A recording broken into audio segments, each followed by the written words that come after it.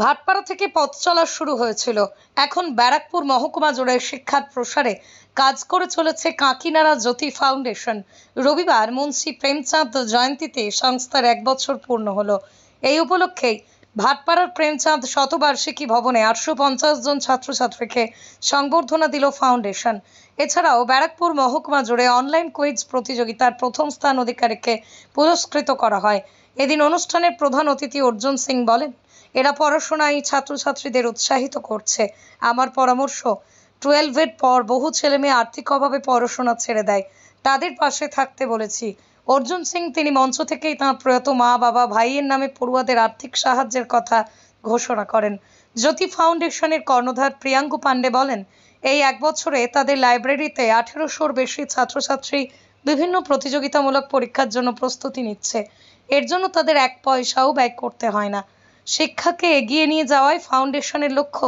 দেখুন ভাটপাড়া থেকে সতীনাথ ভট্টাচার্যের বিস্তারিত রিপোর্ট। না, ভালো কাজ করতে গেলে তার পাশে তো দাঁড়াতে হয়। শুধু প্রচারের নয়, কাজের মাধ্যমে অনেক ছেলেকে, প্রায় 1000-1100 ছেলেদেরকে উৎসাহিত করছে। তাদের জন্য একটা লাইব্রেরি, মানে প্রায় আমার মনে হচ্ছে 14 ঘন্টা 15 ঘন্টা লাইব্রেরি চালায় বিনা পয়সা। তাদেরকে মানে এডুকেশনাল বা কম্পিটিশনাল শিক্ষা দীক্ষা ওখানে বইগুলো থাকে। তার সঙ্গে সঙ্গে আমি ওকে আজকে নিজের কন্ট্রিবিউট করার জন্য যেটা বলেছি কি 11 পরে, মানে 12-এর পরে বহু ছেলেরা ড্রপ করে যায়। তাদের সুযোগ সুবিধা নেই, পয়সা নেই। তাদেরকে খবর নিয়ে তাদেরকে হেল্প করা, যদি ফাউন্ডেশন করলে তার মধ্যে আমারও কন্ট্রিবিউশন থাকবে। আরেকটা কথা বললাম কি, যারা ফার্স্ট সেকেন্ড থার্ড আসছে কম্পিটিশন, যেন আইএস হোক বা আইপিএস হোক বা মেডিকেল হোক বা ইঞ্জিনিয়ারিং হোক বা যে কোনো কম্পিটিশান পরীক্ষা, আর তাদের অর্থের অভাব আছে, তারা পড়তে পারছে না, তাদের জন্য জ্যোতি ফাউন্ডেশন একটা ফিক্স করুক। আমরা 3 জনকে, আমার বাবা মা আমার ভাই নামে, ওদেরকে যে সাহায্য লাগবে আমরা করব। হ্যাঁ, যত লাগবে, যা লাগবে সেটাও আমরা, কেন আমি তো এই মুহূর্তে বলতে পারবো না কি 1 লাখ লাগবে, 2 লাখ লাগবে, যা লাগবে সেটা আমরা করব। সরকারি স্তরে তো হচ্ছে স্কলারশিপের ব্যবস্থা এখন হচ্ছে, এই সরকার ব্যবস্থা নিচ্ছে। দেখুন, সরকারি কি সুবিধা পাওয়া যায়, কি সুবিধা না পাওয়া যায় আমরা সবাই জানি। সরকারি সুবিধা যদি পাওয়া যেত তাহলে তো পশ্চিমবাংলা না বেকার থাকতো আর না শিক্ষা দীক্ষার জন্য আজকে সরকারি স্কুল থেকে বিমুখ হয়ে প্রাইভেটে যেতে হচ্ছে।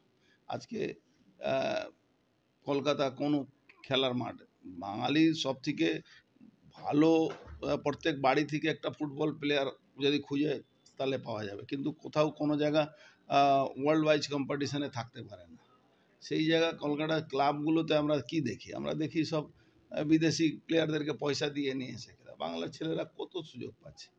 তো সেই জায়গা যদি আমরা তাদের পাশে দাঁড়াই তাহলে নিশ্চয়ই একটা ভালো সুযোগ করা যাবে।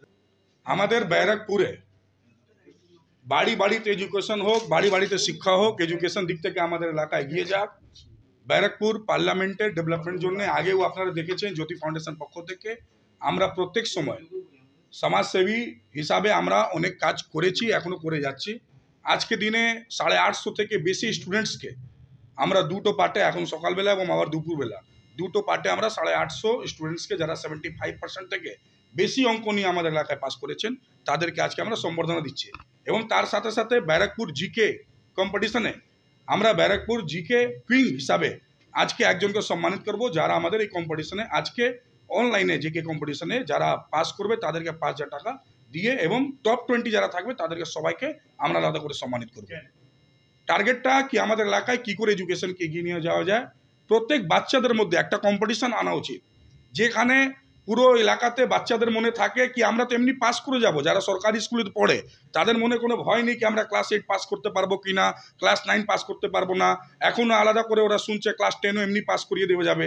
তো শুধু পাস করলে তার জীবনটা সুরক্ষিত নেই, তার মধ্যে কম্পিটিশন আনার আমরা চেষ্টা করছি। যেরকম জ্যোতি মেধা পরীক্ষায় কম্পিটিশন করিয়ে আমরা তাদেরকে চেষ্টা করেছিলাম নিজের মধ্যে বাচ্চাদের কম্পিটিশন হোক, কি তারা কত বেশি অঙ্ক নিয়ে পাস করতে পারুক এবং তাদের লাইফটা কত ভালোভাবে এস্টাবলিশড হোক, তাদের জন্যই আমরা এই চেষ্টাটা চালিয়ে যাচ্ছি।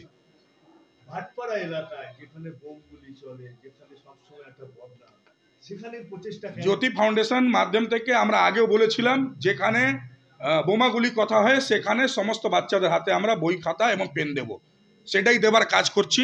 আজকে দিনে বহু স্টুডেন্টসরা আমাদের লাইব্রেরিতে কম্পিটিটিভ এক্সামিনেশনের প্রিপারেশন করছে। 1800 থেকে বেশি বাচ্চা আমাদের লাইব্রেরিতে পড়াশোনা করে কম্পিটিটিভ বই নিয়ে, তাদের কাছে পয়সা নেই কম্পিটিটিভ বই কেনার, কিন্তু আমরা তাদেরকে বই দিচ্ছি, তাদেরকে বসে পড়ার জায়গা দিচ্ছি এবং সমস্ত অ্যারেঞ্জমেন্ট ওয়াইফাই থেকে নিয়ে প্রত্যেক হাই টেকনোলজি যেটা আমরা রেজ করে দিচ্ছি আজকে দিনে।